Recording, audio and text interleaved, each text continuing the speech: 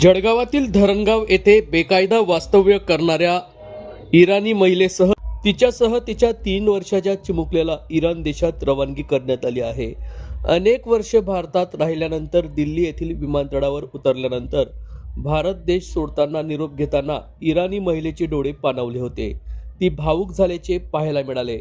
जळगाव पोलिसांनी इराण दूतावासाशी संपर्क साधून आवश्यक कायदेशीर प्रक्रिया पूर्ण करत इराण देशात या महिलेची रवानगी केली आहे। महिलेला आश्रय दिल्याच्या प्रकरणात 3 आरोपी अटकेत, एका संशयिताचा पाकिस्तानमधील काही मोबाईल नंबरशी संपर्क असल्याचे पोलीस तपासात उघड झाले होते।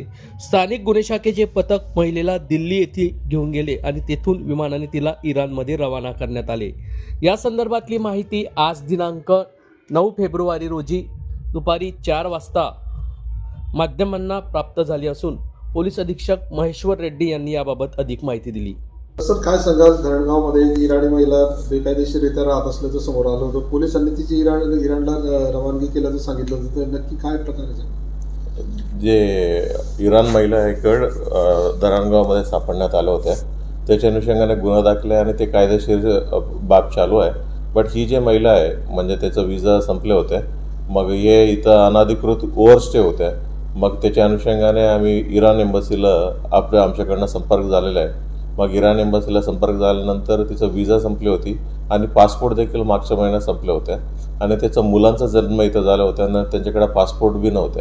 मग ही सर्व गोष्टी त्यांना कल्पना दिल्यानंतर त्यांनी नवीन त्याचं पूर्ण पासपोर्टचा आणि ओव्हरऑल त्यांचे प्रोसिजर त्यांनीच तयारी करून दिलं आणि तिथं जाण्यासाठी तिच्याकडे पैसे देखील नव्हते।